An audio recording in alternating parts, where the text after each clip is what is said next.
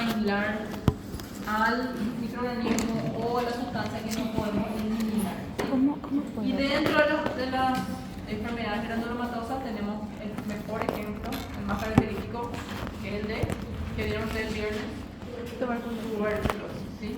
Otra enfermedad que también forma granulomas es la enfermedad Hansen, más conocida como la lepra. ¿Sí? En el libro no hay mucho, pero habla un poquitito del Mycobacterium, así como Mycobacterium tuberculosis. En este caso es una Mycobacterium, el Mycobacterium leprae, que produce la enfermedad. ¿Sí? Después vamos a ver hongos que también producen granulomas. Y hemos tenido unas cuantas micosis profundas que ustedes ya conocen de microbiología. Entonces no va a ser nada nuevo. ¿Sí?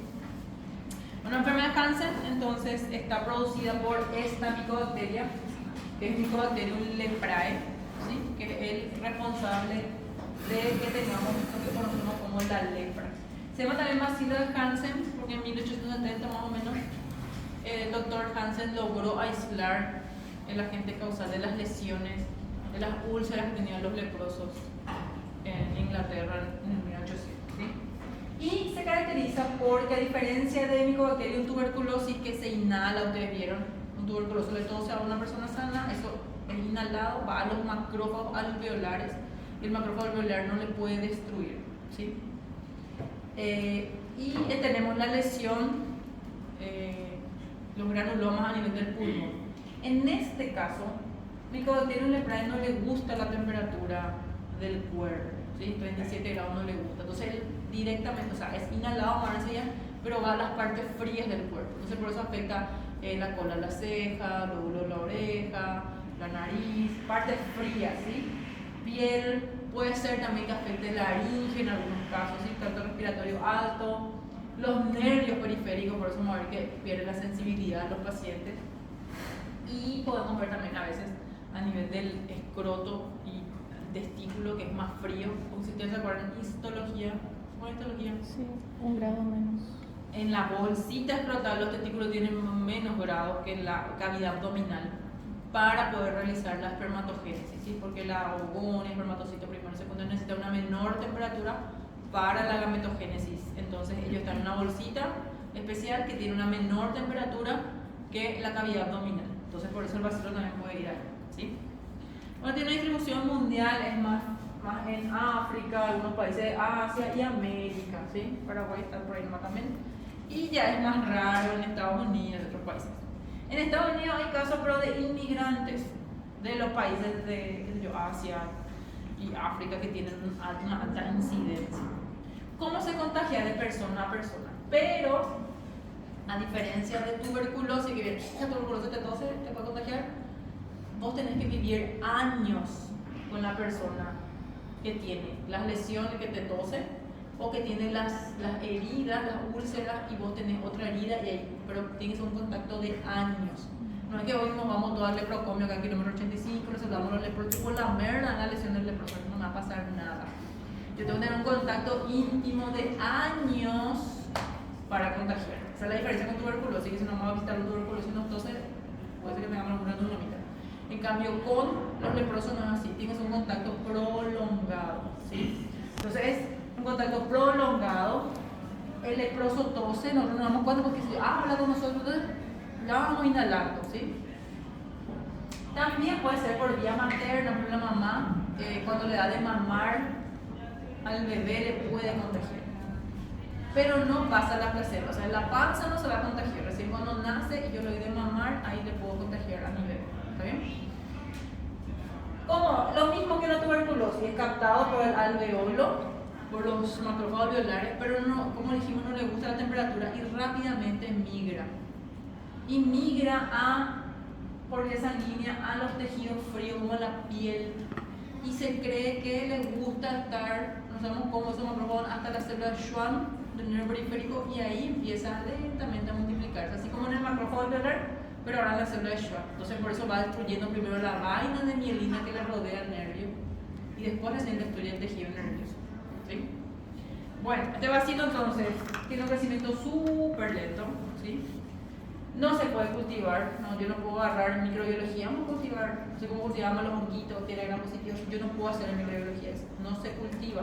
Lo que se hace es inocular en este armadillo de 9 bandas que dice el libro, porque él tiene una temperatura más o menos 32, 34 grados, una temperatura que le gusta al vacío. ¿Sí? Así como tuberculosis y lepra, la lepra son enfermedades exclusivamente de los humanos, no hay un reservorio animal. En este caso se usa el armadillo, pobrecito, porque su piel es más fría y se puede reproducir, pero no es una enfermedad, entre los armadillos entre ellos no se contagian después, ¿sí? Para inocularle no, pobrecito. Acá está Don Hansen, que describió el bacilo, que es un bacilo intracelular obligado, tiene 1 a 8 micras de largo, y es ácido alcohol sistémico, igualito que Mycobacterium tuberculosis, ¿sí? 5 a 20 años necesito para desarrollar la enfermedad, ¿sí? Por eso tengo que vivir mucho tiempo con el leproso, y después vamos a ver también que tiene mucho que ver la inmunidad. O sea que yo viva 80 años con un leproso y no desarrolle la enfermedad porque mi sistema inmunológico está bien. O sea, depende del sistema inmunológico y de la cantidad de vacilos, ¿sí? Se cree que este Mycobacterium leprae se divide más o menos cada dos semanas, y el tiempo medio de incubación es más o menos 10 años para desarrollar un tipo de lepra que se llama lepra lepromatosa, y 4 años para desarrollar la lepra que se llama lepra tuberculosis. ¿Sí? Vamos a ver la diferencia entre los lepras. Entonces son bacilos que están sí o sí dentro de la propia, porque son intracelular obligados, no pueden vivir fuera de la célula. Como dijimos, se realiza la tinción de Sil-Nielsen o la tinción de fitofaraco modificada, y después se hace la limpieza con alcohol, y como son ácido alcohol resistentes no se decolora y queda la cocina pintando en nuestros vasilitos. Igualito que lo que pasaba con Mycobacterium tuberculosis, ¿sí? Con hematoxilina ocina lleva los macrófagos y puede ser que algún palito rosadito pálido, pero para confirmar hago la tinción de Sil-Nielsen y veo bien fucsia los bacilos ácido alcohol resistentes, ¿sí? En la piel vamos a ver estos macrófagos llenos del bicho, que son unos globos cargados del bicho. Entonces a esas células se le llama en la piel globias, porque es un globo, o su otro nombre es célula de Virchow, porque fue el que describió, ¿sí? En el pulmón no le llamamos célula de Virchow, en la piel, en la lepra le llamamos a este macrófago lleno de bacilos célula de Virchow o globia o globo, porque es un globo, ¿sí, amores? Bueno, recordando, esta parte ustedes ya saben.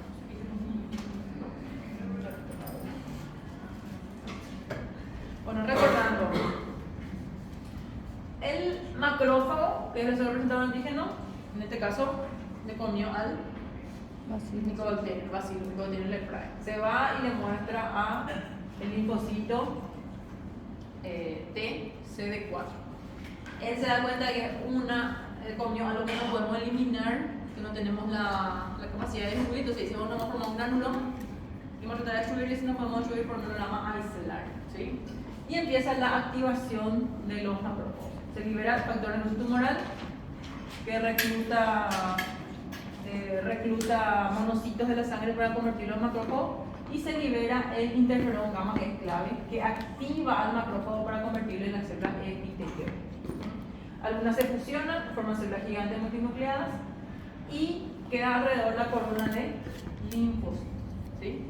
Entonces, el macrófago, que era una célula que tenía un montón de receptores para la fagocitosis, por medio del interferón gamma ahora pierde esos receptores de fagocitosis, se convierte en una célula más alargada, parece un epitelio, y ahora empieza a secretar enzimas, ¿sí? Se vuelve una célula que puede atacar, ¿sí? ¿Está bien? Ese es el macrófago activado, la célula epitelio, ¿está bien?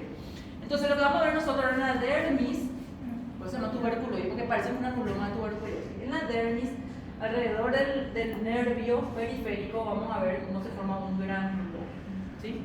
Y lastimosamente todo lo que pasa en tuberculosis y en lepra no es por el bicho en sí, sino es por esa respuesta exagerada. Se llama lo de hipersensibilidad tipo 4 o celular, donde es muy exagerada la respuesta para tratar de destruir el bicho, que en realidad terminamos destruyendo tejidos. A la tuberculosis destruimos el pulmón, se forman las cavernas, y en la lepra se destruye el tejido nervioso, los anexos de la piel, ¿sí?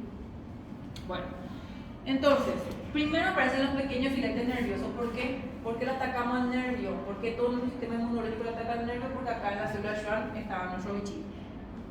Entonces, queriendo destruir el bichito, destruimos un filete nervioso esparso, entonces el paciente empieza a tener anestesia, no siente, ¿sí? Así como en el macrófago alveolar proliferaba el Mycobacterium tuberculosis, acá proliferan las células de Schwann, ¿sí? Se pierde entonces después los límites. Si ustedes se acuerdan, histología tenemos el endoneuro, el perineuro, el epineuro, se va perdiendo por la destrucción. Y finalmente, todo este granuloma empieza a penetrar y a destruir el filete nervioso, ¿sí? Entonces el paciente empieza a tener la alteración primero sensitiva, después ya motora. El daño, se daña el sistema simpático, por eso el paciente no suda, y también porque se dañan los anexos en esa parte de las glándulas sudoríparas, ¿sí? Si le dejamos sin tratamiento al paciente, eso va a progresar a tronco superficial y vamos a tener la mano del predicador, la mano de simio, de Don Garra, etc. ¿Por qué? Porque se van afectando los fascículos nerviosos hasta llegar hacia los troncos, ¿sí? Y empieza comprometiendo primero la inervación de lo más distal, que son dedos de las manos y dedos de los pies, ¿sí? Ahora el tronco, por ejemplo acá braquial, tronco ilíaco, eso no se afecta, ¿sí? Todo es más superficial. Bueno, es una enfermedad bipolar porque depende del sistema inmunológico del paciente. Si está exagerada una respuesta a HELPER 1, tenemos un tipo de lepra. Y si está exagerada la respuesta a HELPER 2, es otro tipo de tuberculosis, porque tiene dos polos. Entonces la respuesta inmune del paciente que determina si va a ser una lepra de tipo lepromatosa o una lepra tuberculoide, ¿sí? Y la intensidad de esa respuesta inmune es la que nos ayuda a clasificar a la lepra en varios tipos. Y hay varias clasificaciones. En DER no te van a dar otra, ¿sí? La que vamos a nosotros es la de Ridley y Hopley, que tiene que ver con la inmunidad, ¿sí? Y se divide la lepra en lepra tuberculoide, una lepra indeterminada que se llama borderline, y otro polo, la lepra lepromatosa, ¿sí? El paciente que está yendo hacia uno de los polos puede tener borderline lepromatosa o hacia el otro polo borderline tuberculoide. La otra clasificación, que es la clasificación de Madrid, es más clínica. Si el paciente tiene solo manchas, que son anestésicas, alopésicas porque tiene pelo, anhidrótica porque no suda, se va a llamar lepra tuberculoide. Si el paciente tiene nódulos, tiene alopecia, anestesia, anhidrosis, o sea, no siente, no tiene pelo, no suda, va a ser la lepra lepromatosa, ¿sí? Como unos nódulos. Y la que empieza, que tiene, por ejemplo, tiene unas manchas, pero no tiene los bordes bien delimitados, que son asimétricas, es la lepra dimorfa. Todavía no se fue hacia el polo tuberculoide ni hacia el polo lepromatoso. Después de la clasificación de la Organización Mundial de la Salud, que es más bien bacteriológica. Si tiene muchos bichos en la lesión, muchos bacilos, va esta o la lepromatosa. Se llama multivacilar. Y si tiene poco bicho en la lesión, que vamos a ver enseguida, va a ser la paucivacilar, que se ve en la tuberculosis, ¿sí? Y la indeterminada es la que vamos a ver ahora, que todavía no se decide hacia dónde se vaya, ¿sí? Entonces, con este esquemita capaz de entender mejor. Yo me contagio de lepra, ¿sí? Generalmente al inicio tengo una lepra indeterminada, porque todavía el sistema inmunológico todavía no está prevaleciendo uno o el otro. Acabo de contagiar, puedo desarrollar la lepra indeterminada. Todavía no me determino hacia dónde del espectro de la lepra me voy a ir, ¿sí? Una vez que tenga, por ejemplo, una respuesta exagerada HELPER 1 y HELPER 2, ahí voy a ver hacia dónde me voy, ¿sí? Esta lepra indeterminada generalmente es inestable, le llamamos borderline. Dependiendo de hacia qué polo se va a ser una de estos del espectro, ¿sí? Y después están los polos, el polo tuberculoide y el polo lepromatoso. El polo ya es estable. Si yo tenía, por ejemplo, borderline tuberculoide, pero después empecé a tener más respuesta inmunológica, HELPER 2, qué sé yo, me voy al polo lepromatoso. Si llego al polo lepromatoso, se estabiliza, ¿sí? Puede ser que llegue hacia acá y por otra vez varía mi inmunidad y me voy otra vez allá. Bueno, estos son inestables, pero los polos son estables. Si ya tengo tuberculoide, ya no voy a volver atrás. Si ya tengo lepromatosa, ya no voy a volver atrás. O me curo o me muero, no sé, pero ya no voy a más variar, ¿está bien? Estos son los polos y son estables. O te curas, pero no van a variar. Este sí puede ir secando, después no puede secando, acá sí puedo variar. Estos son los polos, o sea, estas son las inestables. Todavía no se estabiliza. Pero si llega un polo, ahí ya no hay forma de o te curas o. Pero no volvemos anterior. Sí, eso yo creo que es claro. ¿Está bien? Y no puede tener los dos No. eternamente. No. Sí o sí. Uno o otro, sí. Bueno, entonces la inmunidad celular. Si yo tengo una respuesta Helper 1 exagerada y una respuesta Helper 2 pobre, yo voy a tener este polo, lepra tuberculoide. Y voy a tener los granulomas, se llama tuberculoide porque remeda una tuberculosis, parece una tuberculosis porque veo granuloma, célula gigante, ¿sí? Si yo tengo una respuesta Helper 2 exagerada, con producción alta de anticuerpos, y pobre, como ven acá, Helper 1 puede tener la lepra lepromatis, que no tiene una respuesta celular, la respuesta celular está anulada. Y ahí los dos son macrófagos gordos, llenos de vasitos, ¿sí? Porque mi respuesta celular no funciona. ¿Está bien? Y ahora vamos a ver los ejemplos. Entonces, yo inhalo. No tengo susceptibilidad genética, que es el 90% de los casos, entonces no desarrollo la enfermedad, ¿sí? Mi macrófago lleno de bichitos, ¿sí? Vienen los neutrófilos, le matan, le explotan, termino. Ahora, si soy ese 10% que tiene susceptibilidad genética, ya sea porque mi respuesta Helper 1 es pobre, mi respuesta Helper 2 es muy alta o al revés, ese 10% que va a desarrollar la enfermedad. Solamente el 10% de los pacientes. Por eso que yo puedo vivir con el leproso. Si yo no tengo susceptibilidad genética, no voy a desarrollar la enfermedad. Y si tengo esa susceptibilidad genética, tengo que ver cuál de mis respuestas inmunes está alterada para desarrollar o un polo tuberculoide o el polo lepromatoso, ¿sí? Generalmente se inhala, los macrófagos empiezan a multiplicarse en los macrófagos y ahí va a desarrollar la lepra indeterminada. Todavía no se determina hacia qué polo. Y dependiendo de la respuesta del paciente, vamos a ver un polo o el otro. Profe, o sea, sí o sí tenés que tener susceptibilidad Sí. genética para poder vivir. Si no tenés susceptibilidad genética, no te enfermas. Por eso les digo, voy a volver otra vez mi perspectiva. Donde hablaba la generalidad de la lepra.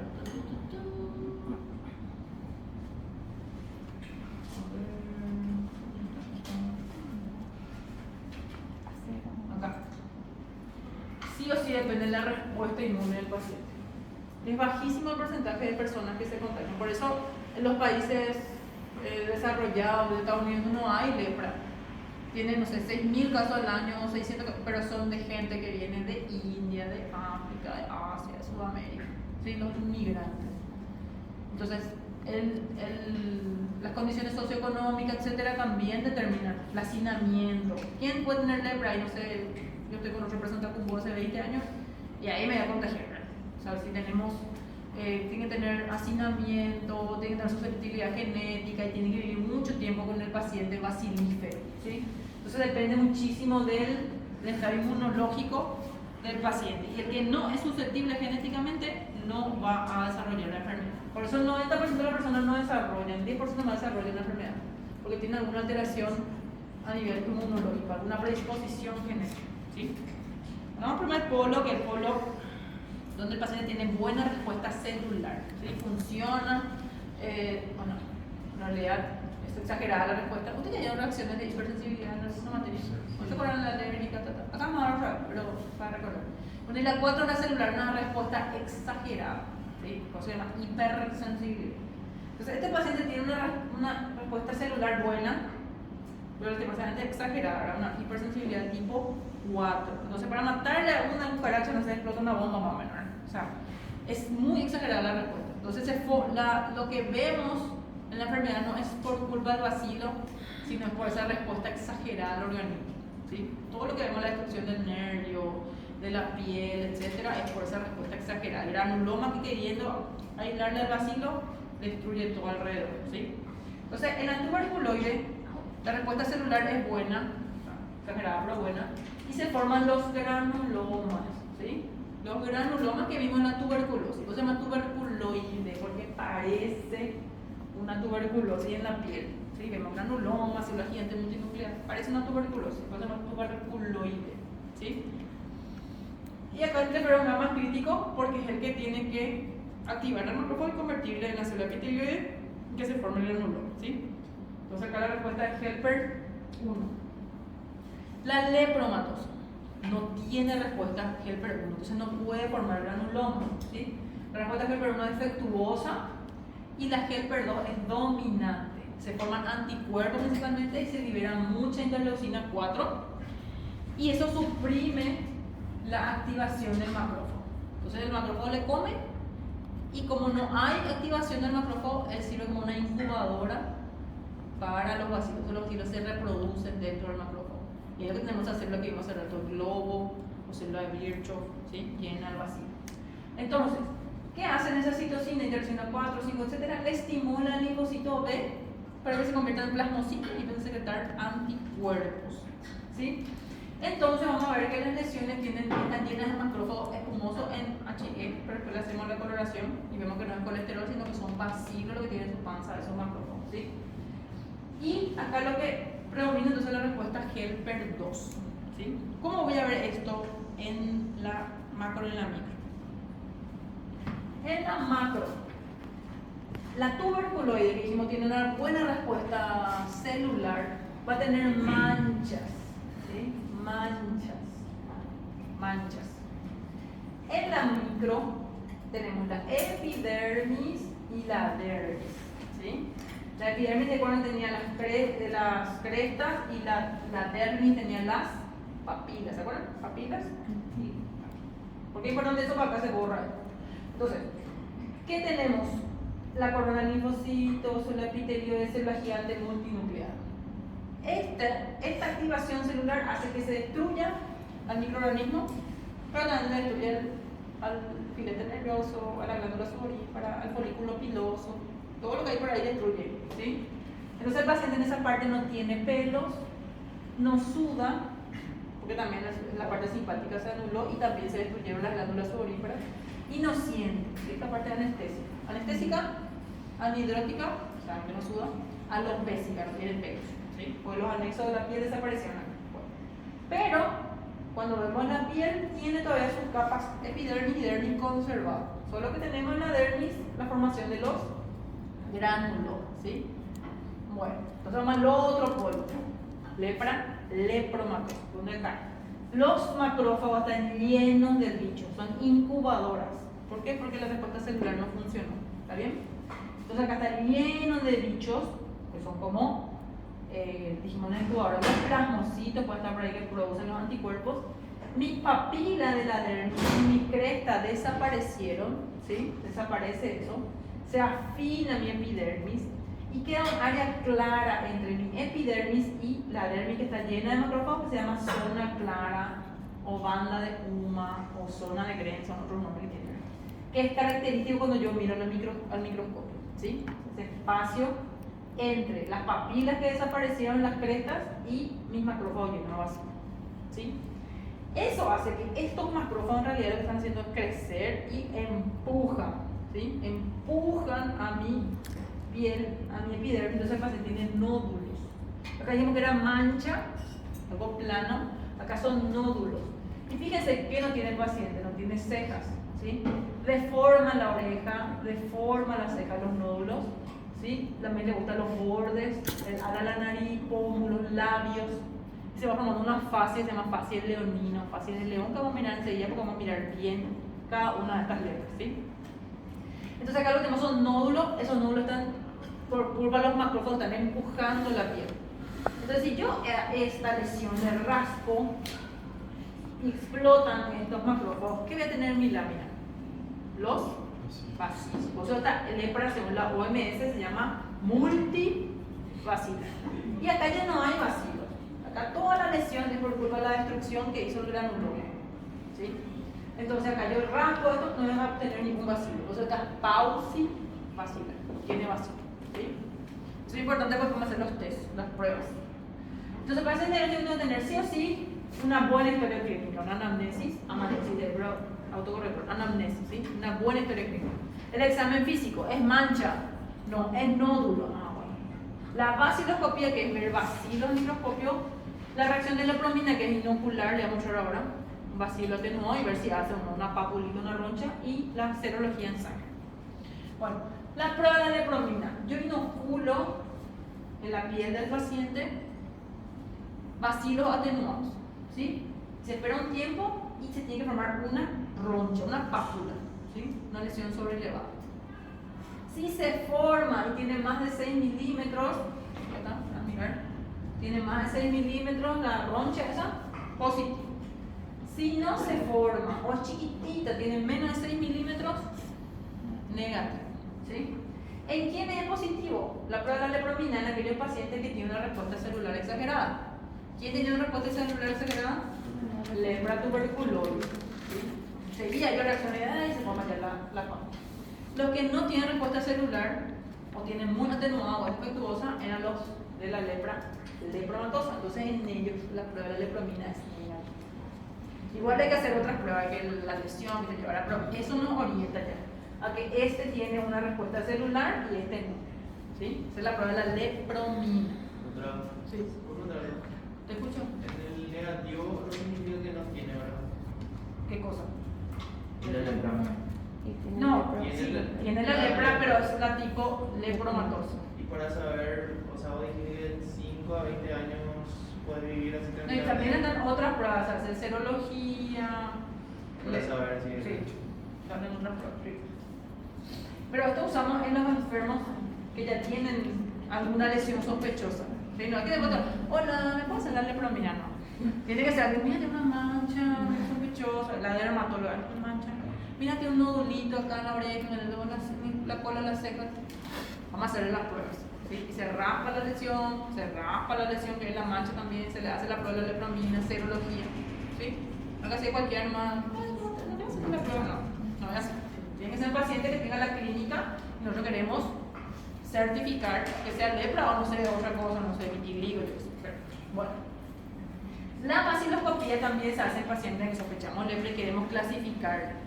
Se hace un hisopado de la mucosa nasal, porque por ahí el bacilífero va transmitiendo, y si tiene algún nódulo o una mancha se raspa. Nunca se raspa un solo día, que yo de, no sé, de tropezar. Bueno, a veces sale un líquido medio antes de sangrar, sale así un liquidito. Esa es la linfa. Bueno, entonces se raspa y se extiende sobre una lámina. Esto es la vaciloscopía. El que se inoculaba era la lepromina. Esto es la base. Acá queremos mirar bacilos, ¿sí? Se toma en 5 lugares: de la nariz, después se toma la oreja derecha, oreja izquierda, y si tiene una lesión de su cara, de las lesiones, ¿sí? Y se mira al microscopio y se ve. Si yo no encuentro bacilo en 100 campos, negativo. Si encuentro, no sé, menos de 1 en 100 campos, una cruz, 2 cruces, 3 cruces. Así voy clasificando, ¿sí? Y esto me sirve para decir si mi lepra es tuberculoide o lepromatosa. Porque generalmente la lepra lepromatosa es la que va a estar llena de bacilos. Y mi lepra tuberculoide probablemente no tenga bacilos, ¿sí? Entonces, mi lepra tuberculoide, la primera que vamos a ver, va a tener la prueba de la lepromina positiva. ¿Por qué? Porque tiene una respuesta celular. Y mi vaciloscopía, yo voy a raspar esa lesión y vimos al rato que ahí no había bacilo, pues estaba el granuloma. Mi vaciloscopía va a ser negativa, ¿sí? Entonces yo estoy acá, lepra tuberculoide estable, ya no va a virar a nada, ya se queda acá. Es un polo estable, ya no se, o se cura o se muere, ¿sí? Ya no va a virar a nada. Las lesiones suelen ser planas porque como eran manchas. Otro nombre para la mancha es mácula. Van a ver eso mejor en verlo. El borde suele ser así bien delimitado, hiperémico, más rojizo. Y fíjense que acá no hay pelos, acá hay pelitos, ¿no? Esta parte no tiene pelo, no va a ser sensible, no va a sudar en esa parte, ¿sí? Anhidrótica, anestésica, alopésica, ¿sí? Alopésica no tiene pelo, anhidrótica no suda y anestésica porque no va a tener sensibilidad. ¿Por qué?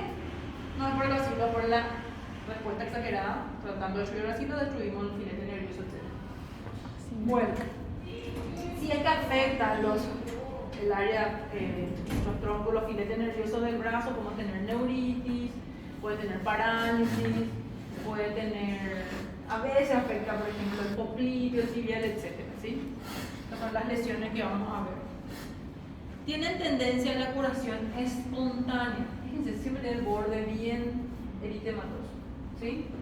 A veces puede afectar ganglios y ahora es rarísimo. Lo más frecuente es que afecte solamente la piel.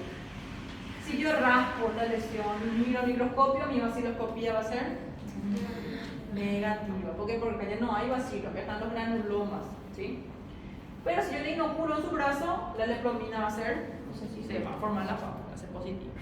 ¿Cómo miro el microscopio? Y voy a ver granuloma en la dermis. Fíjense, como si fuera una tuberculosis, células epitelioides, células gigantes, multinucleadas, ¿sí? Y la destrucción es por el granuloma, no por el bicho. ¿Está bien? Entonces yo tengo mi epidermis y voy a ver granuloma, ¿sí? Granuloma, células gigantes, multinucleadas. A veces puede haber necrosis gaseosa, es rarísimo, pero puede haber. No es lo más frecuente, pero puede haber necrosis gaseosa. Le hago un Sid Nielsen y no hay ningún bichito, ¿sí? Porque dijimos que era Pauci bacillus, ¿sí? Entonces mi células epitelioides, con los linfocitos, destruyendo el filete nervioso. La lepra lepromatosa, este polo, ¿sí? Lepra lepromatosa. El paciente va a tener lesiones simétricas, empieza con nódulos que van haciendo perder los pelos de la ceja, nódulos en los pómulos, ¿sí? Nódulos, son lesiones sobrelevadas, otras máculas, manchas, que son nódulos, ¿sí? Se llaman lepromas a esas lesiones nodulares. Empieza con alopecia de las cejas, las pestañas, y empieza a afectar de forma simétrica, o sea, los dos lados. Todo lo que es los troncos nerviosos de miembros de las manos y de los pies, ¿sí? Y vamos a llegar después, sin tratamiento, a la facies leonina, parece un león. Se forman nódulos, se pierden totalmente las cejas. Le gusta el lóbulo de la oreja también, con un área fría, pómulos, ala, la nariz y labios, ¿sí? Entonces vamos a ver cómo se va deformando el rostro del paciente. Y todos tienen una facie parecida. No son ni parientes ni nada, pero se parecen. ¿Por qué? Porque todos van teniendo esos nódulos con alopecia. Fíjense, pestañas, cejas. Acá le tapamos el ojo, no tiene más cejas. Los lóbulos de la oreja. Ala, la nariz. Surco, nasogeniano, mentón. ¿Sí? Se van a poner los lepromas, que son los nódulos. Si yo veo entonces una mancha, ¿en qué voy a pensar? Tuberculoide. Si veo nódulos, lepromatosa. Muy bien. Puede afectar faringe, laringe, área fría, incluso el ojo, ¿sí? El ojo. Y a veces cuando hay una reacción inmunológica alterada puede hacer una lepromatosis diseminada, ¿sí? Sin tratamiento. ¿Cómo va a ser ahora la vaciloscopia? Le voy a raspar este nódulo acá en su ceja, le voy a raspar. ¿Qué debe tener? Bacilo, porque dijimos que era macrófago lleno de bacilo. Entonces, la vaciloscopia va a ser positiva, porque acá sí hay bacilo, una lesión. Y yo le hago en su brazo la prueba de la lepromina y negativa porque no tiene respuesta celular. ¿Cómo me ve en la micro? Ahí está. Mi epidermis se borró, lo que era papila, etc. Se queda esta parte